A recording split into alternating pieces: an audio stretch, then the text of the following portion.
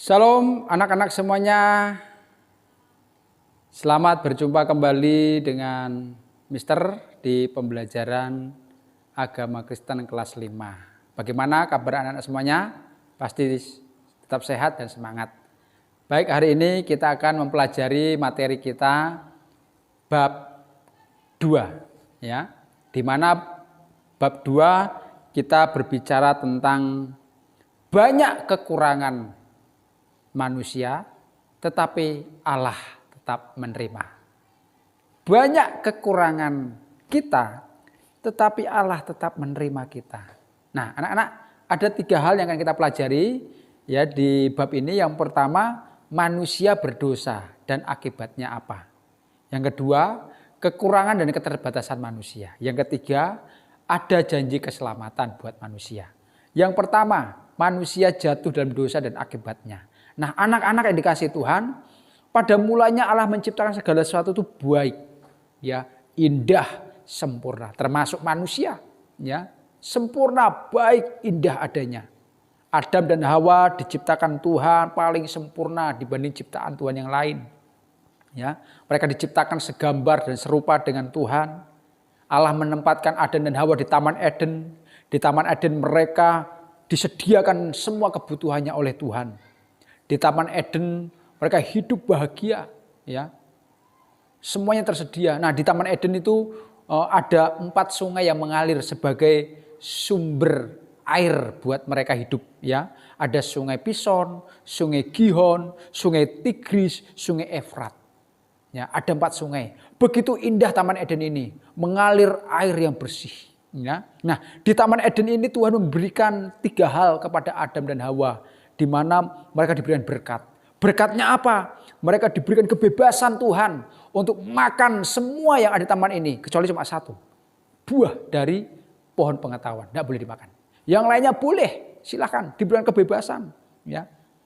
Adam dan Hawa juga diberikan kebebasan untuk menjalankan pemerintahan di bumi, ya. Mengatur hidup mereka sendiri di bumi. Ini berkat yang luar biasa buat Adam dan Hawa. Ya. Yang kedua, Tuhan berikan perintah kepada Adam dan Hawa. Perintahnya apa?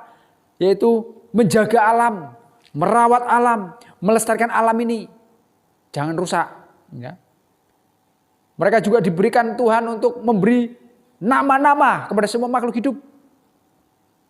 Tuhan juga memerintahkan Adam dan Hawa untuk beranak cucu, berkembang biak, penuhilah bumi. Itulah perintah Tuhan.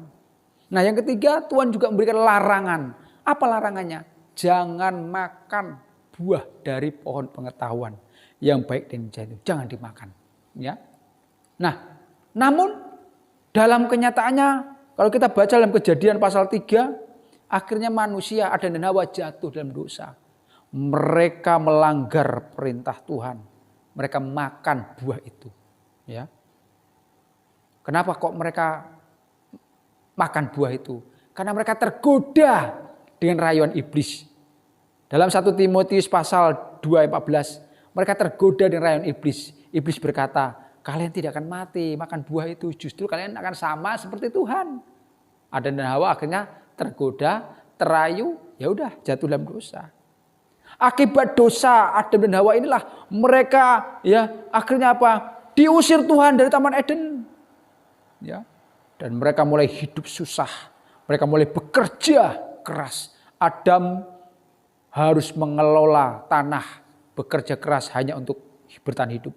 Hawa, ya, mulai merasakan sakit saat bersalin dan melahirkan. Ya, itu adalah akibat daripada dosa mereka. Bahkan dosa Adam dan Hawa itu menular, menyebar kepada keturunannya, bahkan sampai manusia sampai hari ini. Ya, di dalam Roma pasal 5 ayat 12, dosa Adam dan Hawa menyebar luas ke seluruh dunia. Dan dosa ini sering disebut dengan dosa keturunan atau dosa warisan. Dalam Roma pasal 3 ayat 23, manusia telah kehilangan kemuliaan Allah. Semua manusia telah berdosa dan kehilangan kemuliaan Allah. Artinya apa? Tidak ada lagi yang layak di hadapan Tuhan. Semua manusia sudah kotor karena dosa. Ya. Dalam Mazmur 51 ayat 7, bahwa dalam kandungan Seorang ibu manusia sudah berdosa. Ya. Inilah yang disebut dengan dosa warisan. Jadi kalau ada bayi lahir, dia langsung membawa dosa. Ya. Roma pasal 6 ayat 23, upah dosa adalah maut. Artinya apa? Manusia semuanya dalam kebinasaan, dalam kematian kekal. Ya. Nah, sejak manusia Adam dan Hawa jatuh dalam dosa, maka keberadaan manusia yang tadinya sempurna, yang tadinya mulia di mata Tuhan, menjadi rusak. Gambar Allah dalam diri manusia rusak. Manusia menjadi jahat. Apa yang dilakukannya, apa yang dipikirkannya selalu jahat. Dan kejahatan yang pertama dilakukan manusia itulah Kain membunuh Habel. Kemudian dilanjutkan apa? Peristiwa Menara Babel, pembangunan Menara Babel. Itu lambang daripada keangkuhan manusia. Dan terus kejahatan demi kejahatan dilakukan oleh manusia. Nah, disinilah Tuhan sangat prihatin. Tuhan sedih melihat keadaan manusia. Dan Tuhan berpikir manusia harus diselamatkan. Manusia harus ditolong supaya tidak binasa. Bagaimana caranya? Nah, nanti kita akan bahas yang terakhir ya. Nah, yang kedua kita akan melihat kekurangan dan keterbatasan manusia. Dalam 2 Korintus pasal 12 ayat 1 sampai 10 ya, sesungguhnya manusia itu memiliki keterbatasan. Sejak manusia jatuh dalam dosa, maka manusia menjadi manusia makhluk yang punya banyak kekurangan, banyak keterbatasan. Dalam Kejadian pasal 2 ayat 7 dikatakan bahwa Allah menciptakan manusia itu dari apa? Debu dan tanah. Apa artinya debu dan tanah? Debu dan tanah itu artinya bahwa manusia itu adalah ciptaan Tuhan yang memiliki kekurangan. Kekurangannya apa? Bahwa manusia itu adalah makhluk yang terbatas. Manusia itu makhluk yang tidak kekal. Pada akhirnya akan mati. Ya. Pada akhirnya akan meninggal. Ya. Yang kedua bahwa debu dan tanah itu artinya apa? Bahwa manusia itu memiliki ketidaksempurnaan, memiliki keterbatasan. Ya. Nah, ada dua keterbatasan yang dimiliki manusia. Keterbatasan secara jasmani dan keterbatasan secara rohani atau jiwa. Keterbatasan secara jasmani apa contohnya? Manusia mudah sakit, manusia mudah lapar, manusia mudah mengalami kelemahan tubuh. Lalu bagaimana cara mengatasi supaya manusia tidak sakit, tidak lapar? Ya, kita harus penuhi kebutuhan jasmani seperti makan yang cukup, istirahat yang cukup, ya. Supaya kebutuhan jasmani kita tidak menjadi lemah. Yang kedua, keterbatasan rohani atau jiwa, ya.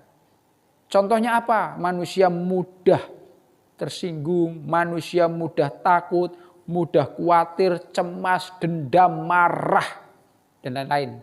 Nah, keterbatasan ini bisa kita atasi kalau kita memiliki iman kepada Tuhan.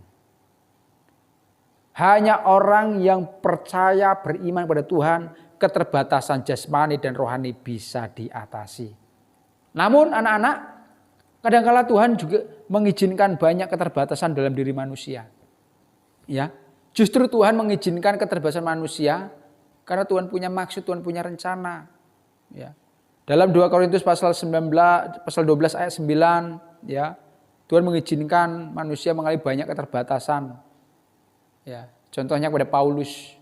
Paulus dalam melayani dia selalu dalam keadaan sakit, dalam keadaan lemah, ya, dalam keadaan menderita. Tapi apa tujuannya Tuhan mengizinkan kelemahan dan keterbatasan manusia?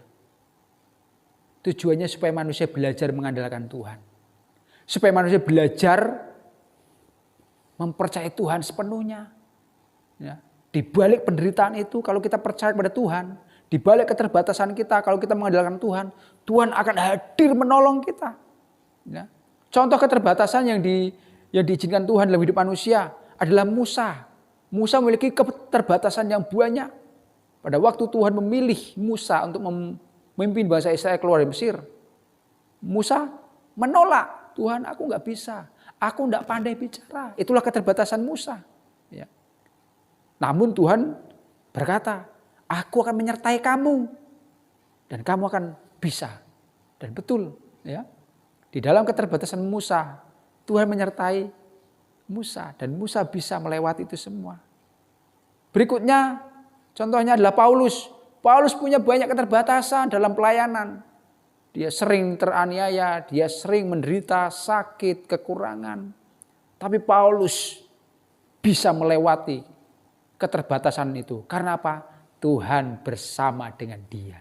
Nah, anak-anak, jika kita memiliki keterbatasan dalam hidup ini, seperti tokoh-tokoh Alkitab tadi, mari kita tetap mengandalkan Tuhan. Tetap percaya kepada Tuhan, bahwa Tuhan itu sesungguhnya akan membantu kita. Di dalam keterbatasan kita, Tuhan akan mendatangkan mujizat. Kalau kita mengandalkan Tuhan. Yang terakhir, kita akan melihat ada janji keselamatan. Setelah manusia jatuh dalam dosa, ya, keberadaan manusia berdosa itu memiliki banyak keterbatasan. Ya. Dan dosa itu membuat manusia jadi binasa. Lalu bagaimana cara Allah menyelamatkan manusia dari dosa itu? Tuhan memberikan janji keselamatan. Ya. Tuhan memberikan janji pengampunan. Ya. Tuhan berusaha untuk menolong manusia. Dia tidak ingin manusia binasa. Ya. Bagaimana caranya? Bagaimana Tuhan ingin menyelamatkan manusia, menolong manusia? Tuhan memberikan janji keselamatan melalui Tuhan Yesus Kristus. Yesus hadir ke dunia ini menjadi manusia. Mati di kayu salib menebus dosa manusia. Itu adalah bentuk kehadiran Allah bagi manusia. 2 Korintus pasal 5 ayat 21 dikatakan bahwa manusia bisa bebas dari dosa dan keterbatasannya. Kalau manusia benar-benar menerima, percaya kepada Tuhan Yesus. Ya. Jadi anak-anak, jika kita memiliki dosa, memiliki keterbatasan, mari anak-anak kita terus belajar datang kepada Tuhan. Terus kita menerima ya firman Tuhan, ya pasti kita akan diselamatkan, pasti kita akan ditolong, pasti kita akan diampuni dan dipulihkan Tuhan. Anak-anak, melalui pelajaran kali ini kita diingatkan Tuhan bahwa sesungguhnya Tuhan kita sangat mengasihi kita. Sekalipun kita manusia terbatas, manusia yang punya banyak kekurangan, tapi Allah tetap mengasihi kita. Itulah Tuhan kita, begitu luar biasa. Anak-anak, demikianlah pelajaran kita kali ini. Kiranya kita tetap mengasihi Tuhan, terus semangat belajar. Sampai ketemu lagi di pembelajaran berikutnya. Tuhan Yesus memberkati. Salam.